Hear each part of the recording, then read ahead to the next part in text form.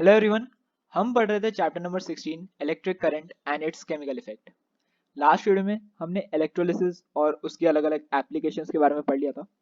आज हम स्टार्ट कर रहे हैं इलेक्ट्रोमैग्नेटिक इंडक्शन। छोटा सा टॉपिक है जो भी हमारा बचा है ये। इलेक्ट्रोमैग्नेटिक इंडक्शन क्या है? हमारे पास सबसे पहले हम इसे समझते हैं कि ये है क्या। हमारे पास एक मैग्नेट है और एक कॉइल है। कॉइल से हम क्या मतलब है कॉइल का कि ये एक सिलेंडर है। सिलेंडर किसी भी मटेरियल का हो सकता है। कार्डबोर्ड मतलब कंडक्टिंग भी हो सकता है, वो नॉन कंडक्टिंग भी हो सकता है। हमारे पास एक कार्डबोर्ड है ऐसा। उस कार्डबोर्ड के हमने एक कॉपर की वायर, कार्डबोर्ड के ऊपर हमने एक कॉपर की वायर को ऐसे लपेट रखा है। ठीक है, ये रोल हो रखी है, मतलब जैसे ये ऐसे ऐसे चारों तरफ इसके रोल हो रखी है। ये सिर्फ जैसे मैंने 1 2 3 4 5 6 जैसे ये 6 टर्न्स बनाए मैंने सिर्फ। तो मतलब इसका ये नहीं है कि सिर्फ 6 ही टर्न्स होते हैं, उसमें बहुत सारे टर्न्स होते हैं। ऐसे करते करते काफी सारे टर्न्स उसमें बन जाते हैं। तो ये हमारे पास एक कॉइल है और ये जो वायर है ये एक तरफ से ऐसे स्टार्ट होती है, पूरी रोल होते हैं, दूसरी तरफ आके ऐसे लग जाती है। ये ऐसे एक सर्किट कंप्लीट हो जाता है। ये बीच में हमने एक बल्ब लगाया है। तो अब एक्टिविटी या फिर ये जो प्रोसेस है, ये एक्सपेरिमेंट है, ये क्या है? ये कहता है कि जब भी हम मैग्नेट को मूव करेंगे कॉइल के पास तो बल्ब ग्लो होगा। जैसे ही हम मैग्नेट को कॉइल के पास लाएंगे तो बल्ब ग्लो होगा। सिमिलरली पास लाने के बाद जब हम उसे दूर लेके जाएंगे तो बल्ब फिर से ग्लो होगा। ठीक है। सिमिलरली अगर हम कॉइल को, यहाँ पे थोड़ा ज्यादा गंदा हो गया, मैं इसे पहले इरेज कर दूं पूरा।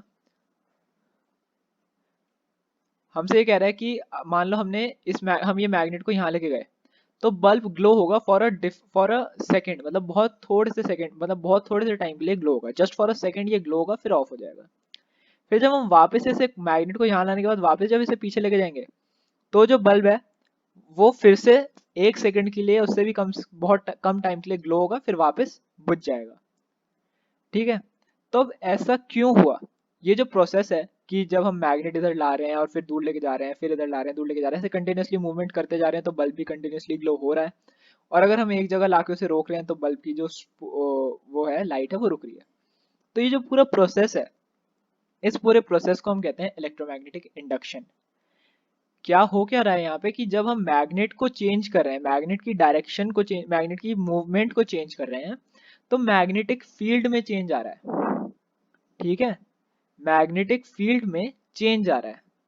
और वो जो मैग्नेटिक फील्ड में चेंज है वो यहाँ पे इलेक्ट्रिक करंट जनरेट कर रहा है। So the phenomena in which electric current can be generated by changing magnetic field, मतलब कि इलेक्ट्रिक करंट जनरेट करना मैग्नेटिक फील्ड को चेंज करके, is known as electromagnetic induction. अब इसमें एक चीज हमारे पास बहुत इंपॉर्टेंट है कि जो ये मूवमेंट हम कर रहे हैं ये रिलेटिव मूवमेंट है। रिलेटिव मूवमेंट का क्या मतलब है? मान लो आप अपने एक गाड़ी में बैठे हो, जा रहे हो कहीं पे, आप बैठे हुए हो सीट पे, तो ऑफ कोर्स आप रेस्ट पे हो, गाड़ी मूव कर रही है। तो आपके लिए जो ट्रीज हैं वो ऐसा लगता है, अगर आप विंडो से बाहर देखें तो ऐसा लगता है कि ट्रीज पीछे की तरफ मूव कर रहे हैं। होता है ना कि हम आगे बढ़ रहे हैं, ऐसा लग रहा है ट्रीज पीछे की तरफ मूव कर रहे हैं। तो ट्रीज तो अपनी जगह पे ही हैं, स्टेशनरी ऑब्जेक्ट्स। लेकिन हम मूवमेंट कर रहे हैं, इसीलिए हमें लग रहा है कि वो भी मूवमेंट कर रहे हैं। ठीक है, हम आगे बढ़ रहे हैं तो हमें लग रहा है कि वो मूवमेंट कर रहा है, कि मतलब हम तो वही हैं, वो ट्रीज मूवमेंट कर रहे हैं, ट्रीज पीछे की तरफ जा रहे हैं। तो ये क्या है?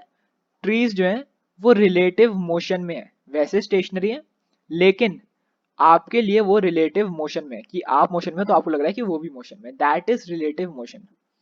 तो यहाँ पे जरूरी नहीं है कि हम मैग्नेट को ही मूव करें। अगर हम कॉइल को भी मूव करते हैं, कॉइल को हम आगे लेके जा रहे हैं या कॉइल को पूरा पीछे लेके जा रहे हैं, तो हो क्या रहा है? जब हम कॉइल को आगे लेके जा रहे हैं तो कॉइल को लग रहा है कि मैग्नेट उसके पास आ रही है। ठीक है, हम कॉइल को जब मैग्नेट के पास लेके जा रहे हैं तो उसे लग रहा है कि मैग्नेट उसके पास आ रही है, तो मैग्नेटिक फील्ड तो चेंज हो रही है, तो भी बल्ब ग्लो करेगा। और जब हम इसको दूर लेके जा रहे हैं, कॉइल को दूर लेके जा रहे हैं, तो उसे लगा कि मैग्नेट उससे दूर जा रही है, तो इसमें भी मैग्नेटिक फील्ड में चेंज आएगा। तो चेंज हो रहा है मैग्नेटिक फील्ड में, that is enough for a bulb to glow. अब इसमें आगे हम और प्रॉपर्टीज पढ़ेंगे, अभी हम इस डायग्राम पे वापस आएंगे थोड़ी देर में। तो ये फिनोमिना की हमने डेफिनेशन पढ़ ली। अब एक बेसिस क्या है इसका कि ये सीरीज ऑफ एक्सपेरिमेंट पे बेस्ड है, carried out by Faraday and Henry, Michael Faraday and Joseph Henry ने जो एक्सपेरिमेंट्स किए थे अलग अलग, उन एक्सपेरिमेंटल ऑब्जर्वेशंस के बेसिस पे ये पूरा फिनोमेना बेस्ड है। वो एक्सपेरिमेंटल ऑब्जर्वेशंस क्या थे? First, whenever there is a relative motion, देखिए ये बहुत इंपॉर्टेंट वर्ड है, रिलेटिव मोशन, सिर्फ मोशन नहीं लिखना है, रिलेटिव मोशन। तो when there is a relative motion between a magnet and a coil, जब मैग्नेट और कॉइल के बीच में एक रिलेटिव मोशन हो रहा है कि या तो मैग्नेट, अभी मैंने आपको पूरा ऊपर मीनिंग समझाया, समझ नहीं आया तो एक बार फिर से देखिए, वो चीज़ समझनी जरूरी है कि या तो मैग्नेट मूव कर रही है या कॉइल मूव कर रहा है, दोनों के रिस्पेक्ट में कोई भी मूव कर रहा है, तो क्या होगा कि इलेक्ट्रिक सर्किट का एक पार्ट मूव हो रहा है। ओवरऑल ये क्या है? ये पूरा एक इलेक्ट्रिकल सर्किट ही तो है। ये पूरा जो ऊपर एक डायग्राम मैंने आपको बताया, ये पूरा क्या है? ये एक इलेक्ट्रिक सर्किट है। तो ये जो है इलेक्ट्रिक सर्किट में अगर हम किसी भी पार्ट में मूवमेंट कर रहे हैं तो करंट जो है वो उस कॉइल से फ्लो होगा। ठीक है, ये वाला जो मैंने आपको डायग्राम बताया था कि यहाँ पे कोई भी एक दूसरे के रिस्पेक्ट में मूव करेगा तो यहाँ पे करंट इंड्यूस होगा। करंट कैसे जाएगा? वो डायरेक्शन के बारे में हम अभी मैं आपको बता रहा था ना, हम वापस आएंगे, अभी आएंगे फिर से। ये करंट डायरेक्शन ऐसे भी हो सकती है, ऐसे भी हो सकती है, तो अभी वो हम आगे देखते हैं।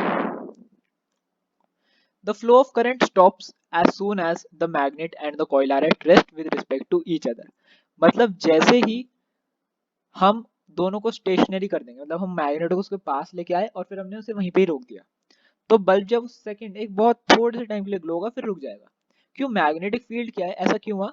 क्योंकि मैग्नेट फील्ड एक सेकंड के लिए तो चेंज हुई, जब हम उसे मैग्नेट को यहाँ से यहाँ ले आए, इतना हमने डिस्प्लेसमेंट करा, डिस्टेंस मतलब ट्रैवल करा, उसे डिस्प्लेस किया उसे इतना, तो इतने टाइम के लिए मैग्नेटिक फील्ड चेंज हुई। यहाँ आके तो फिर से कांस्टेंट हो गई, यहाँ पे आई कांस्टेंट हो गई मैग्नेटिक फील्ड।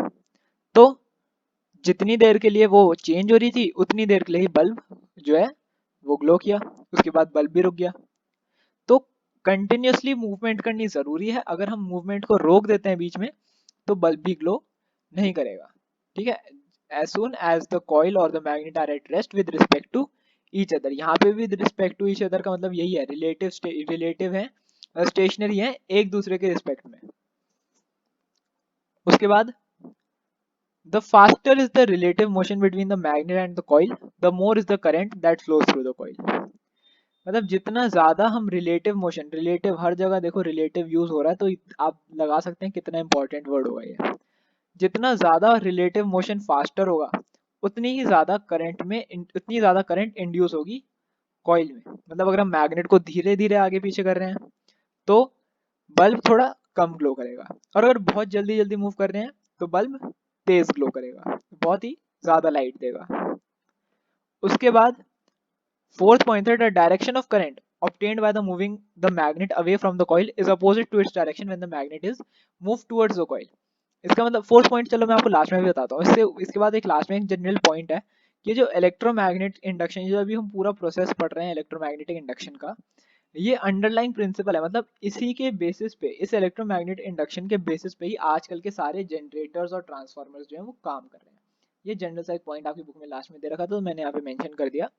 और ये जनरेटर्स का काम क्या है कि जो शहरों में, बड़े बड़े शहरों में जो इलेक्ट्रिसिटी आ रही है ऐसे लार्ज स्केल में, जो अलग अलग कंपनीज में जा रही है, घरों में जा रही है, तो जो मेन इलेक्ट्रिसिटी है वो जनरेटर्स के थ्रू, जनरेटर्स जो होते हैं और जो ट्रांसफार्मर्स होते हैं उनके थ्रू बनती है, और वो फिर पूरे शहर में बांटी जाती है। और ये जो इलेक्ट्रिसिटी प्रोड्यूस हो रही है, ये प्रोड्यूस्ड हो रही है बाय दिस फिनोमेना कौन सा वाला? By electromagnetic induction. तो अब मैंने यहाँ पे आपको दो पॉइंट अभी छुड़वा रखे हैं, एक तो फोर्थ वाला, और इसमें मेरे को एक बार मैं आपको ये और बताता हूँ with respect to each other का यहाँ के क्या मतलब है। मूवमेंट का तो मैंने आपको बता दिया था कि रिलेटिव मोशन का क्या मतलब है। With respect to each other ये रेस्ट पे भी है, तो इसका क्या मतलब है? मान लो आप चल रहे हो यहाँ पे 50 किलोमीटर पर आवर की स्पीड पे, सेम गाड़ी आपके पास मतलब ऐसी एक और गाड़ी आपके साथ में आ जाती है और ये भी 50 किलोमीटर पर आवर की स्पीड में चल रही है। अब आप दोनों सेम स्पीड पे चल रहे हो, सेम सड़क पे, तो आपको क्या लगेगा? मतलब वो गाड़ी हमेशा आपके साथ मूव कर रही है। तो इसका मतलब ये है कि आपके लिए जो साइड में पेड़ हैं, जो एक्चुअली स्टेशनरी हैं, वो मोशन में, जो असल में स्टेशनरी हैं वो आपको मोशन में लग रहे हैं, और जो आपके साथ जो गाड़ी चल रही है जो असली में मोशन कर रही है वो आपको स्टेशनरी लगेगी। सो दैट इज रेस्ट, मतलब वो बॉडी रेस्ट पे है with respect to each other. मतलब उसको भी ये लगेगा कि आपकी गाड़ी रेस्ट पे है और आपको लगेगा उसकी गाड़ी रेस्ट पे है। तो ये रिलेटिवली आप दोनों को ऐसा लग रहा है कि आप दोनों की गाड़ियां रेस्ट पे हैं, जबकि असलियत क्या है कि आप दोनों की गाड़ी मूव कर रही है और जो बाकी सारी चीजें हैं वो रेस्ट पे हैं। तो ये थोड़ा पॉइंट समझने वाला था, रिलेटिव और with respect to each other, ये सब थोड़ा समझने वाला होता है। अब डायरेक्शन की मेन बात करते हैं। डायरेक्शन के लिए हमें जाना होगा वापस ऊपर वाले डायग्राम में अपने। तो अब बात समझना, डायरेक्शन जो है करंट की वो कैसे डिसाइड होती है। जस्ट फॉर एन एग्जाम्पल, मैं पर्पल से डिनोट कर रहा हूँ नॉर्थ को, मतलब सॉरी पर्पल से डिनोट कर रहा हूँ मैं ये आगे जा रहा है, और रेड से डिनोट कर रहा हूँ मैं ये पीछे जा रहा है। ठीक है, तो जब ये कॉइल आगे आ रही है तो जो करंट है वो इस डायरेक्शन में आएगा।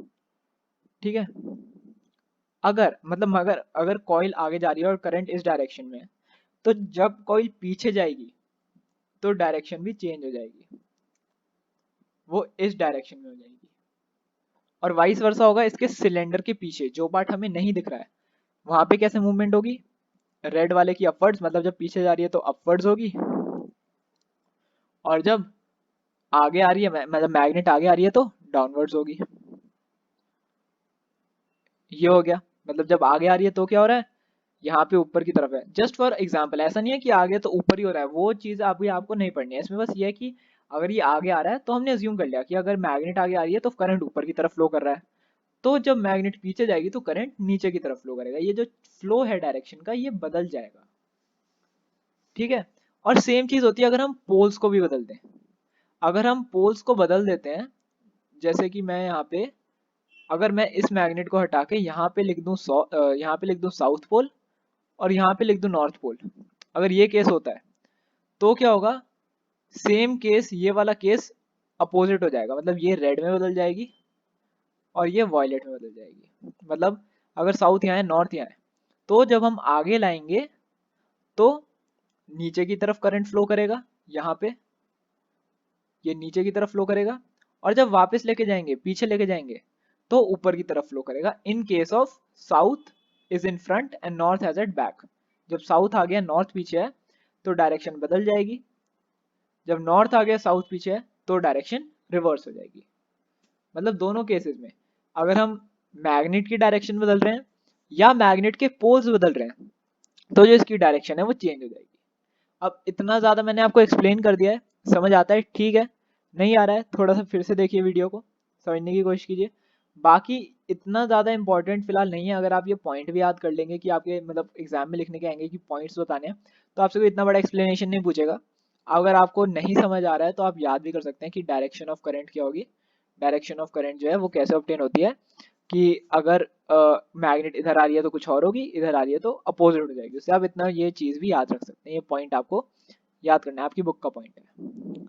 ठीक है, और बाकी मैं आपको रिकमेंड करूंगा कि आपको ये समझ आ जाए, क्योंकि आगे जाके ये आपके यूज आएगा हायर क्लासेस में। तो इसके साथ हमारा ये चैप्टर खत्म हो गया। अब नेक्स्ट वीडियो में हम करेंगे टेक्स्ट बुक क्वेश्चन आंसर्स, फिर एक्स्ट्रा क्वेश्चंस, और उसके बाद ये चैप्टर फिनिश हो जाएगा।